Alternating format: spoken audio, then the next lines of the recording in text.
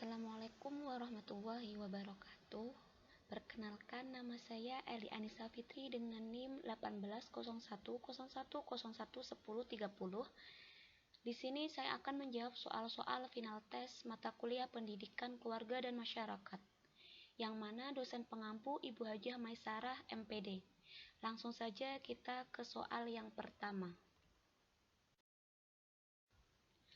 Soal pertama, tujuan berkeluarga, dasar-dasar Al-Quran dan hadis, anjuran hidup berkeluarga.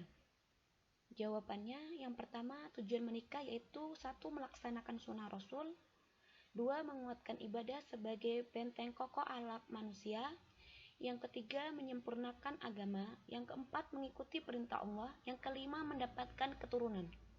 Nah, anjuran menikah dalam Al-Quran surah An-Nur ayat 32, dan anjuran menikah untuk mengikuti sunnah Rasul sebagaimana sabda Rasulullah SAW yang artinya, siapa saja mampu untuk menikah namun ia tidak menikah, maka tidaklah ia termasuk golonganku. Hadis riwayat Tabrani dan Baihaqi. Soal kedua, kewajiban orang tua dalam mendidik, memenuhi ekonomi dan kesehatan keluarga. Yang pertama, kewajiban orang tua dalam mendidik. Yang pertama yaitu pendidikan keimanan, pendidikan akhlak, pendidikan jasmani, dan pendidikan akal.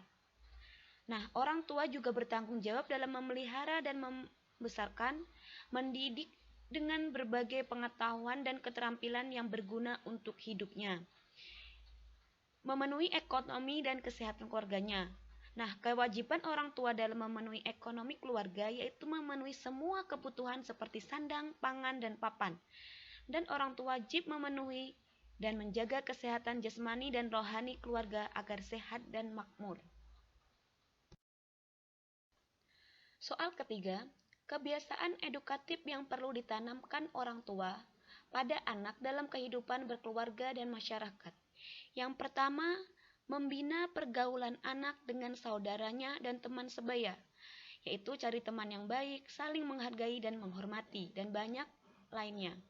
Yang kedua, tidak membedakan masalah agama, status, jasmani, dan suku bangsa. Maka dari itu, anak perlu dipelajari tentang bagaimana toleransi tersebut. Yang ketiga, menemani anak dan membatasi anak dalam menonton TV dan penggunaan gadget. Yang keempat, menemani waktu anak belajar. Kelima, membatasi membaca komik dan cinta terlarang. Yang terakhir, mengantisipasi dan mengawasi keterlibatan pada obat terlarang. Soal keempat, metode pendidikan anak sebelum lahir dan balita.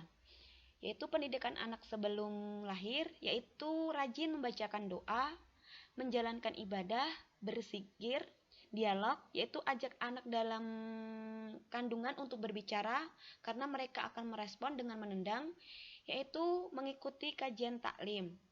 Nah, pendidikan anak saat balita, bangunkan sholat subuh sejak balita, berikan lingkungan pergaulan dan pendidikan yang islami, jangan egois, yaitu jangan ajarkan anak untuk egois, ajarkan batasan aurat sejak dini agar mereka paham.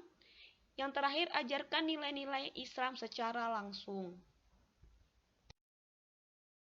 Soal kelima, metode pendidikan anak pada masa anak-anak dan masa remaja. Yang pertama, pendidikan anak pada masa anak-anak, yaitu memelihara dan membesarkan anak, melindungi dan menjamin kesamaan, jasmani maupun kerohanian, dari berbagai gangguan penyakit dan dari penyelewengan kehidupan dari tujuan hidup yang sesuai dengan filsafat hidup dan agama. Membahagiakan anak, baik dunia maupun akhirat, sesuai dengan pandangan dan tujuan hidup muslim. Pendidikan anak pada masa remaja, yaitu pendidikan agama dan keimanan. Itu sangat penting, karena itu pondasi pertama untuk anak menjadi seorang yang lebih baik. Pendidikan akhlak atau moral, karena akhlak lebih baik daripada ilmu, maka dari itu orang tua harus mengajarkan anak pendidikan akhlak ataupun moral.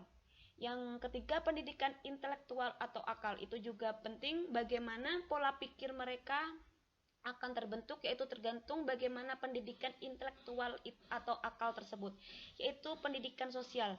Bagaimana anak diajarkan saling membutuhkan, karena kita sebagai makhluk sosial sangat membutuhkan bantuan orang lain.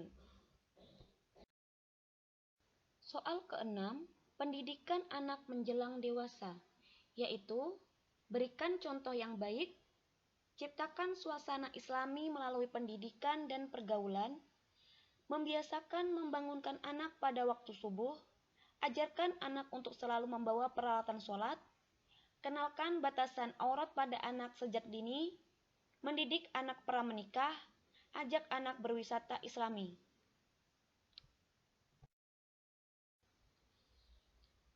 Mungkin itu saja jawaban-jawaban dari soal final tes mata kuliah Pendidikan Keluarga dan Masyarakat. Apabila ada kesalahan dalam menjawab, mohon dimaafkan, karena kebenaran hanya datang dari Allah dan kesalahan dari saya pribadi. Saya akhiri, wassalamualaikum warahmatullahi wabarakatuh.